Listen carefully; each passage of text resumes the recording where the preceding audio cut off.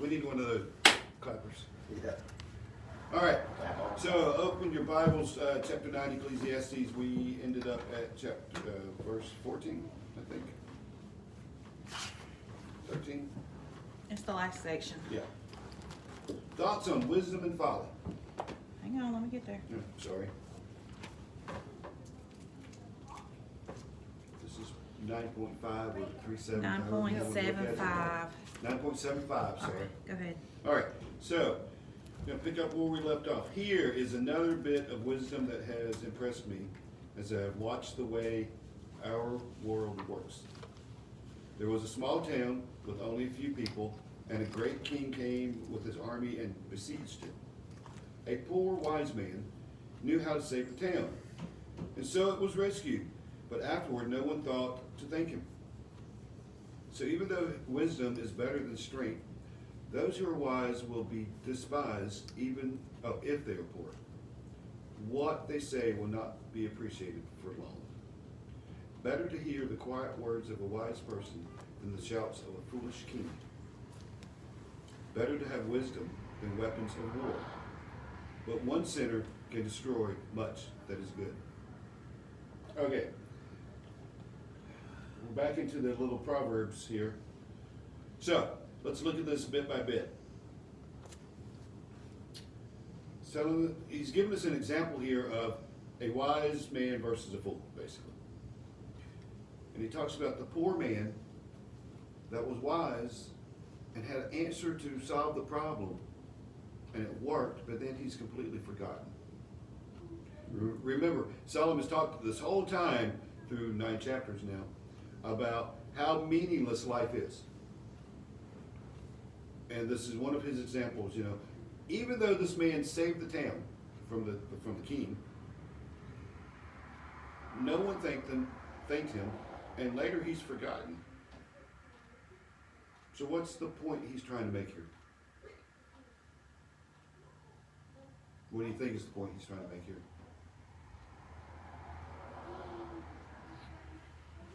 Crickets, come on.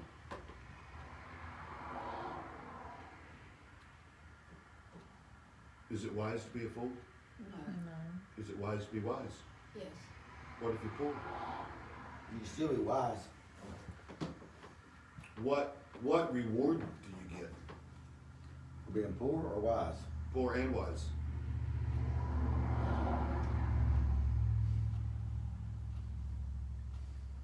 If this had been a fool that came up with the answer to how to protect the city, do you think he would have been remembered? Well, if it saved the city, probably. Well, why wasn't the poor man remembered? Because they're a bunch of jerks. I don't know, I can't answer that. You know, one of the things I think that we often forget is that those who are foolish tend to be loud. Mm-hmm. And they tend to be heard. And they tend to make themselves known. Whereas someone who is poor is often, I think the Bible describes them as meek. Meek, that's what I first. You know, they're meek. They're real humble. They're humble. They're not out there promoting themselves. And I think that's what he's getting at here. You know, if you're poor and wise, that's great. But if you're not promoting yourself in the world, you're going to be forgotten. And for Solomon, I think he finds this as kind of depressing. And it's kind of like for us to not overlook people like that, and also to thank them too. To thank them, yes, exactly. Because they're not going to be out there, you know, demanding your gratitude, demanding that they be noticed and celebrated. And those people often are overlooked. You see it in churches, you see it at work. It doesn't matter what you're doing. There's always the people out there working hard, got answers, they accomplish things, but no one really pays attention. And there's another aspect of this that you need to remember. Even though the world has forgotten this man, God didn't. That's right. God remembers and pays attention to those who practice wisdom. Mm-hmm. So yeah, you might practice wisdom, you might be celebrated for a moment and then forgotten, but God keeps remembering. And I think that's more important here than the world. We're gonna see here that Solomon's slowly moving us from this idea that there is, what if there were no God and there's only the world, to slowly lead us into that point where he's saying, okay, maybe there is a God and we need to acknowledge that. And this is one of those places he kind of starts doing that. Now, Solomon obviously believed there was a God, don't forget that, but he's taken this whole book as the idea as if there were not a God. Yeah. It's like he's a doubter, but yeah. Yeah, It he's reassures you why. He's doing the what if scenarios here. And he's doing it for a point, which we will eventually get to in this book. All right, let's look at, I think that's verse 17.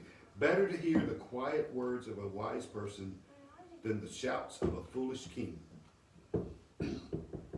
Well, this is true. Mm-hmm.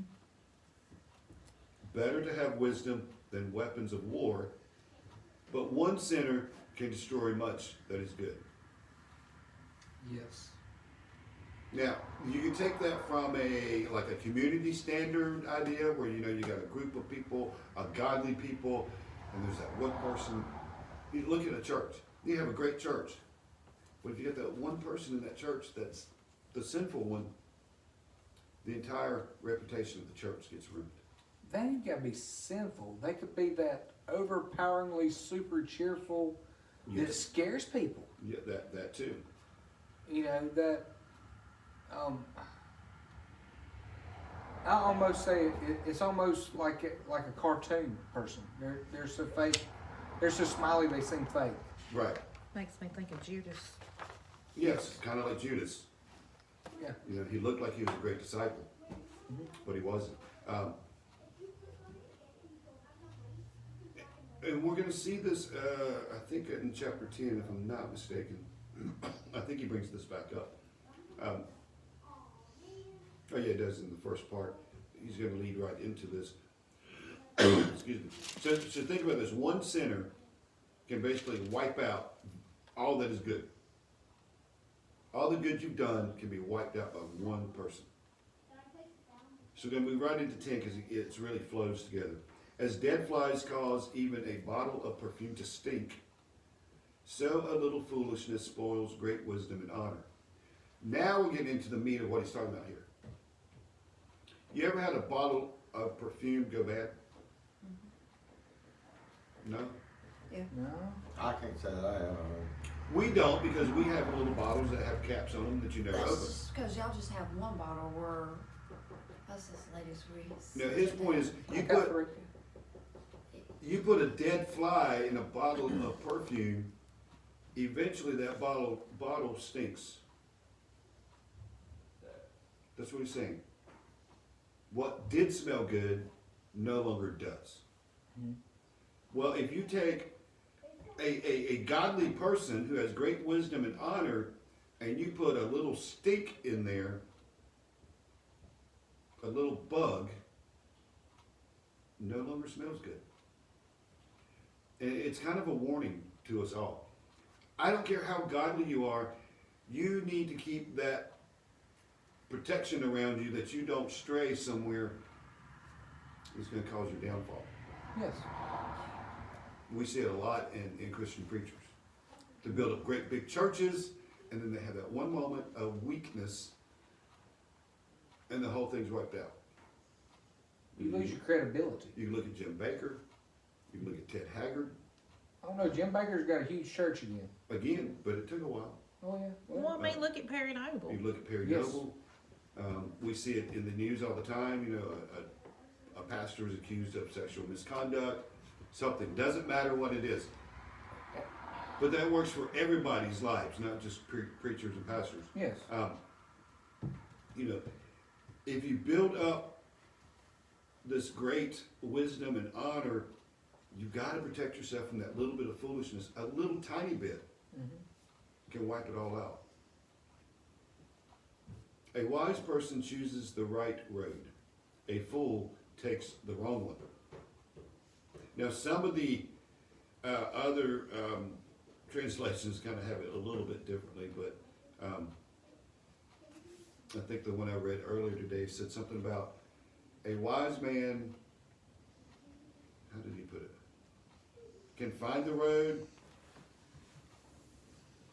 but a fool can't even find his house or something. I forget how it was. The idea here is that someone who's wise knows how to get home, right? And a fool is often so stuck in everything else that they can't even figure out the way to get home. Or just like I always say, like the right road and the wrong way, You're right. Yeah. Yeah, you need to take the right road versus the wrong road. Verse 3, you can identify fools just by the way they walk down the street. What's he alluding to here?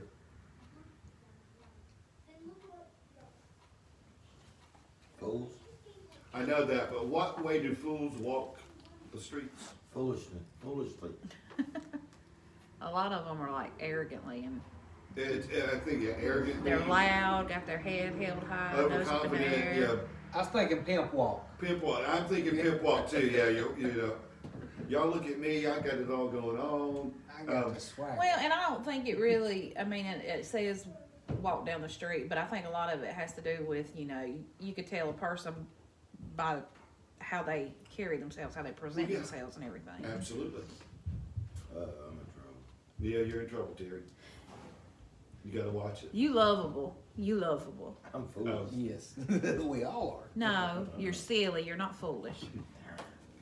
But yeah, he's telling us to pay attention. We can identify the fools. Look at the ones pulling all the attention to themselves. Remember, he started this out with the poor wise man who didn't get any credit for being wise. The meek man. And now he's comparing that to the fool. And you can tell by the way he walks down the street, he's the fool, not the wise man. So you got to keep these two things in common in your mind here. So you've got the meek wise man over here. He's poor. Nobody really pays attention. You got the fool. He might have some money. He might not. But he's calling attention to himself. If you ever notice, the fool always calls attention to themselves. Always. And it's an easy way to identify the fool. If your boss is angry at you, don't quit. Sorry, I know some of y'all wanted to quit. A quiet spirit can overcome even great mistakes. I was at Dollar General in Cowpens today. And I'm shopping, and I hear this awful argument break out between the cashier and the customer. Now, I'm way over here in the back of the store. They're You up say a front. cashier and a customer? The cashier had been telling a customer about something about some giant space rock that was going to fly by next month that could kill us all. It's something that was in the news yesterday. And I guess one of the ladies behind her said, I don't mean to be rude, but some of us have things to do other than listen to you talk about a giant space rock. So that set the cashier off. He said, ma'am, I don't have to serve you. Oh, yes, you do. I got an 80-year-old father in the car, and I'm going to run out of gas, and I need to check out. And this went on for 5 minutes. And the lady just would not hush. Just run out of gas. I The have no idea. cashier or the customer? Wouldn't Neither hush. was the customer. The cashier actually walked off back to where I'm at, because apparently she was ringing up the loud lady, and the woman's like, that's not the right price. They're 3 for $1. And the cashier's like, no, they're 3 for $5. So she came back into the grocery store to get the shelf tag, to take it up there. The lady was still arguing with the lady after she walked off. I'm like, okay, this is gonna be fun. By the time I got up there, it was all over. She left, and then the cashier was just talking about it. She's like, I'm sorry you had to hear all this. That's kind of funny to me, but you know, the point is, you know, neither one of them had a quiet spirit. Right. Okay, one of them should have shut up, because that's what Solomon's telling us to do.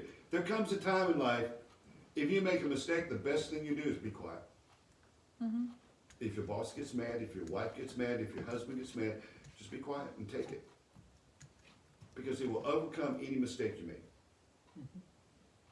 Doesn't matter what it is. If you made a great mistake and you know you did it, just be quiet. Don't justify your actions. That's what fools do. Fools start justifying why they're right. Wise people just get quiet. Even if they're not at fault, wise people will often just be quiet. And that's what Solomon's telling us. It's better to let someone be angry at you so your quietness will overcome whatever's It'll going on. diffuse the It situation. diffuses the situation, yes. Because it will escalate. If you're not careful, you will make a bad matter worse. And that's what he's getting at here. All right, we're going to move on. The ironies of life. I think this is where it gets interesting. That's ironic. Or there's a lot of irony going on, I don't know. Yes. Well, There's another evil I have seen under the sun. Kings and rulers make a grave mistake when they give great authority to foolish people and low positions to people of proven worth. I have even seen servants riding horseback like princes and princes walking like servants. We see this all the time. I've seen it in workplaces. People who work hard, who know the job, they apply for a promotion, and they get passed over. passed over for some idiot that doesn't work at all, hides out most of the day, and pretends to know everything. And you see it in government. Same thing happens in government. The qualified people never get the positions of leadership because fools are loud. People with wisdom are quiet. They don't promote themselves very well. And Solomon calls this a great mistake. Yeah. And it is. Because you gotta put yourself out there to be heard. You do, but we as people should be looking for those people that aren't putting themselves up there and not just assume because someone's loud, they're right. Or they're good. Or they're good for the job. Loud isn't always better. But the world seems to think so. You ever notice the loudest people get on Because TV? it gets their attention. Yes. That's where that comes from. I mean, because it gets your attention, and I mean, that's a lot of reason why me and Caleb are so loud. You like the attention. You know, you see the same thing on social media. The people that are loud and really raise a stink about something seem to get more than the people that are quiet. The squeaky wheel gets the grease. Yes, it does. That's, I think, one fault that we have as people have. All right, notice the next part. Now it's back to Proverbs. When you dig a well, you might fall in. When you demolish an old wall, you could be bitten by a snake. When you work in a quarry, stones might fall and crush you. When you chop wood, there's a danger that with each stroke of your axe. Using a dull axe requires great strength, so sharpen the blade. That's the value of wisdom. It helps you succeed. Think about that for a moment. The value of wisdom is it helps you succeed. Have you ever tried to chop or cut a piece of wood with a dull blade? It does not work.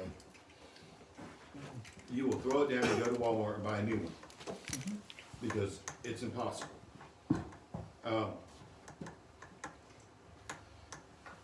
You know, he's giving you warnings here in the first part. When you dig a well, you might fall in. True? Maybe back then. Well, yeah, they dug big wells back then. Yeah, but right now it's little kind of ones, hard to no, fall you a don't 6-inch pipe. When you demolish an old wall, you could be bitten by a snake. What is he saying here? It looks, there's a little bit of metaphor going on here. Do you pick up on it? Wicked people hide in the dark. Well, kind Or of, yeah. shadows. He's trying to tell you, if you break down those barriers you put in place to protect you from evil, You liable to get bit. you're going to get bit. The serpent, the Satan's always out there waiting to bite you. That's kind of what he's getting at here.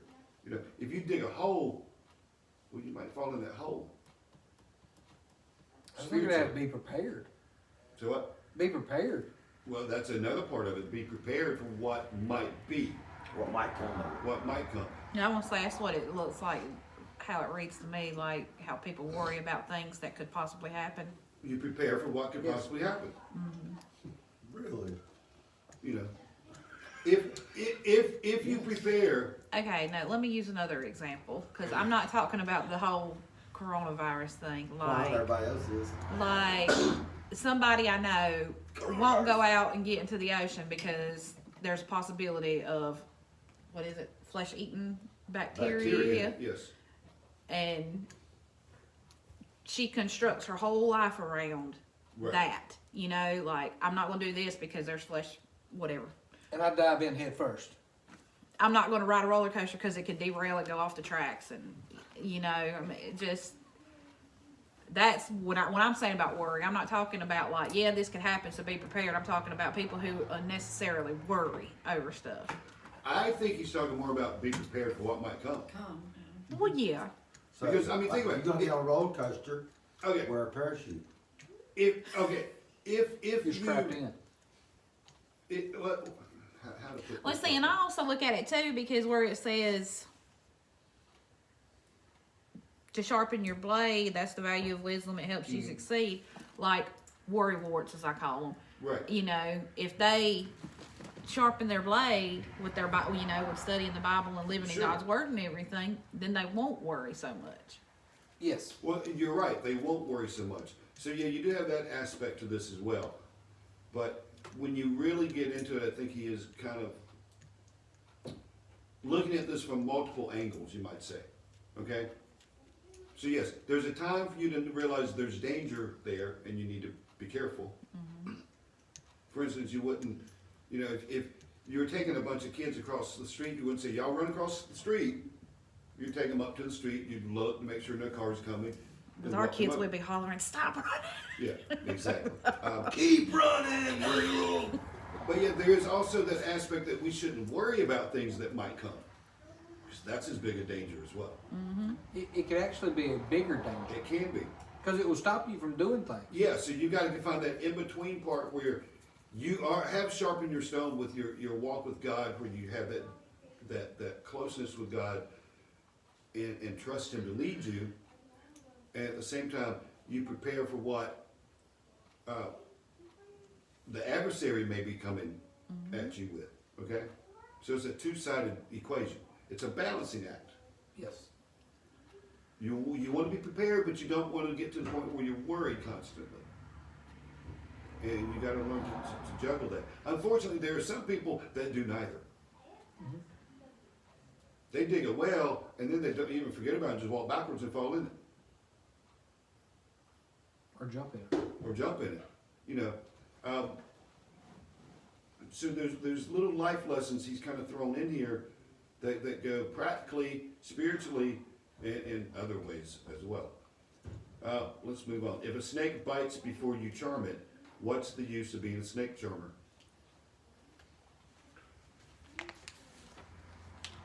A very good one. But What- no, what it's saying is Yeah. the snake bites you before you Yes, charm I know. it. What he's getting at here is some things are just completely meaningless. Yes. There's no point in being a snake charmer if the snakes can bite you before you charm it. So why are you wasting your time with it? If I Oh, was, practice makes perfect. I think it's saying don't be foolish and mess with snakes. well, No, he's not saying that, sorry.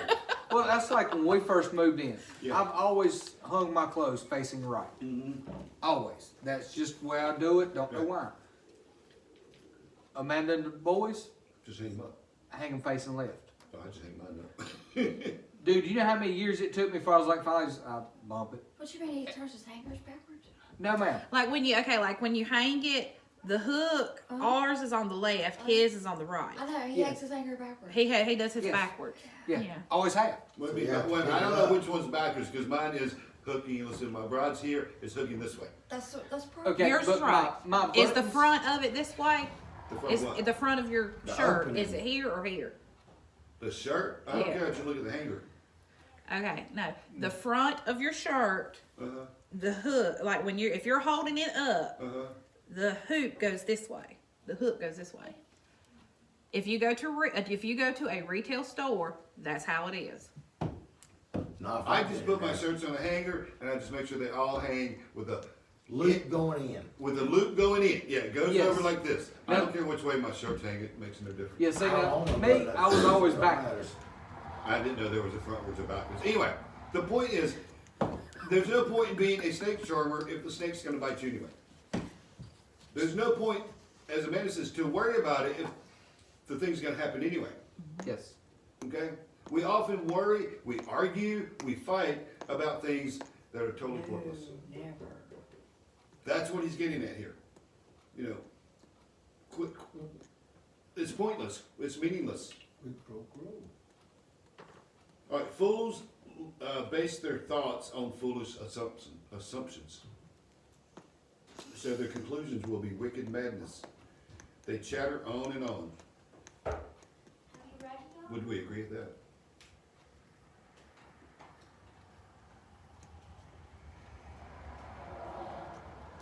Is it foolish assumptions that cause the problems? Yes. Yeah, it is. So if your assumption is wrong, your conclusion will be wrong. Okay? That's what he's getting at here. They chatter on and on.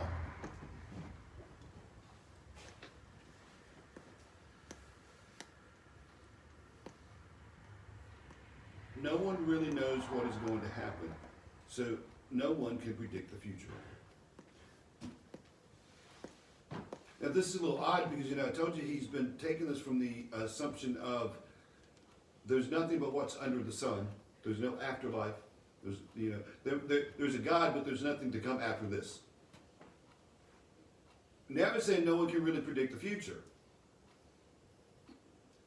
So he's getting to the point where he says that is foolishness and meaningless as well. So this is where he kind of pivots in this book. He's going to now start focusing more on, well, you know, maybe we should assume there is a God and that there is an afterlife and there is something that keeps going. He just seems like a Debbie Downer to me. This is in many ways a Debbie Downer book. You're right. And bipolar. So no one really knows what is going to happen. No one can predict the future. He's absolutely right. Only God knows what's going to happen. I cannot tell you what's going to happen tomorrow or next year. You can't tell me what you're going to do next year. You can make plans all day long. Doesn't mean it's going to happen. No one, not the fool or the wise man, can predict the future. That's what he's getting at. So all of this is really meaningless. Anyway.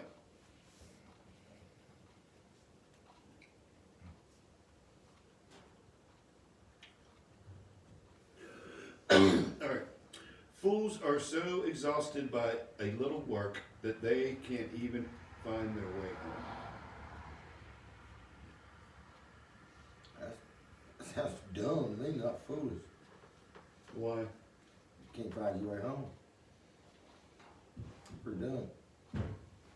Well, I think what he's getting at here is that, you know,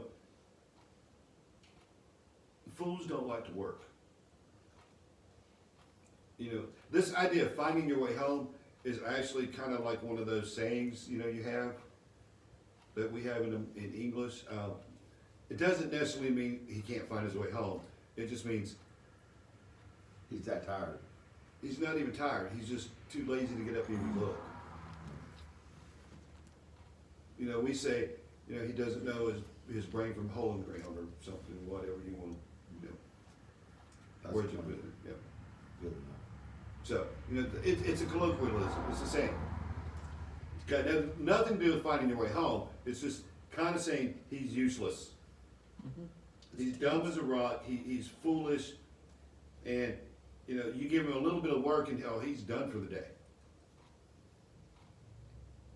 He can't even think how to figure out how to find his way home anymore. So Solomon's really getting onto the fool here. Okay, he's picking on the fools. And he has been pretty much anyway, but now he's really picking on the fools. Whereas before he was telling us more about the wise people and wisdom, he's now moved to focus on the fools and how meaningless they are. Now we get into a juicy tidbit here. The next two verses. What sorrow for the land ruled by a servant, the land whose leaders feast in the morning. Happy is the land whose king is a noble leader, and whose leaders feast at the proper time, to gain strength for the work, not to get drunk. Laziness leads to a sagging roof. Idleness leads to a leaky house. A party gives laughter, wine gives happiness, and money gives everything. Let's stop right there. What do you think he's talking about here?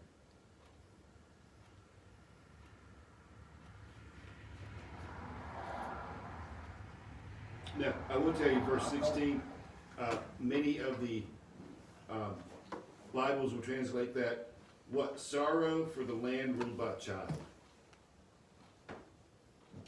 So what do you think he's talking about?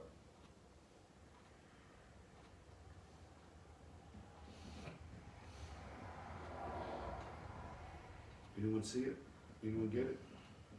What he's talking about here is what happens to a nation who is ruled by immature leaders. Somebody has no clue, yeah. Okay? Foolish. When you have a nation ran by Democrats. don't get me started. When you have a nation run by a child, meaning a mentally immature person, you have a land whose leaders feast in the morning, meaning they get up in the morning and they're eating high and heavy, and that's all they care about. But happy is the land whose king is a noble leader, because he knows when to feast. You eat at the proper times. Eating's not the whole point of your day. Right. You have a country to lead. The child doesn't care about leading the country. He's supposed to eat. They only care about what's good for them. And that's, let's eat. Laziness leads to a sagging roof. Idleness leads to a leaky house. In other words, when you have a child, a man-child as you might call it, leading your country, your house is going to fall down because he's not taking care of it. He doesn't care about it. All he cares about is himself. Realize. He cares about the parties. A party gives laughter. Wine gives happiness. And money gives you everything. Shows him what you know. He's using that little phrase to tell you what the man-child's focused on. Laughter, happiness, and the things money can give you. He's not concerned about the people of the nation. It's all about him. Amen. So he's given us the prescription of how a nation falls. In other words, what you don't want as a leader. If this is all they're focused on, is themselves and what's good for them, you as a nation will fail. So keep that in mind the next time you go out and talk about your leader. Actually, keep this in mind. Never make light of the king, even in your thoughts. And don't make fun of the powerful, even in your own bedroom. Yeah, don't make fun of the bedroom girl. For a little bird might deliver your message and tell them what you said. Now, this is referring back to that man-child leader. Or is the word? You know what's going to happen with that man-child leader? Here's what you said about him. Off with her head. Off with his head, yep. I tend to think of someone like Kim Jong-un in North Korea. There's a story out last week that there was a guy who had brought coronavirus into his country and he shot him. Because They had that's a the shot. answer. So, that's what man children do. They don't care about anybody else, they just care about themselves, and when you speak ill of them, they're going to retaliate. So better, Solomon says, to never make light of the king, not even in your thoughts, because it might give you away and that little bird's gonna fly back and tell him. Yeah, so don't trust anybody with those thoughts. Because people will use them against you. If you put them out there, they're gonna get back to where you don't want them to go. That's what he's getting at here, so be careful with the thoughts you have. All right, that got us up through chapter 10. We smoked that bad We did, boy. didn't we? Any questions? Thoughts, comments about this? Kinda get what he's saying here? Yeah, I'm a foolish leader. You make me, I don't know. If you took this book, this chapter for anything, it would be the idea that, you know, we should be more prone to look for those people that have that quiet wisdom about them and celebrate those people, and not give so much celebration to the loud, obnoxious fools, and not give them so much credit for things they didn't do and don't know how to do. Because when you do that, you'll end up with one as your leader. And when one of those becomes your leader, you're looking for destruction. Whether it's in your, you know, in your workplace or wherever it might be. Your government, doesn't matter. And I have worked for some of these people, and yes, it never ends up well. So keep that in mind. All right, if nothing else, we'll close out in prayer. We'll be done for the night. Who wants to pray tonight? You want me to stop?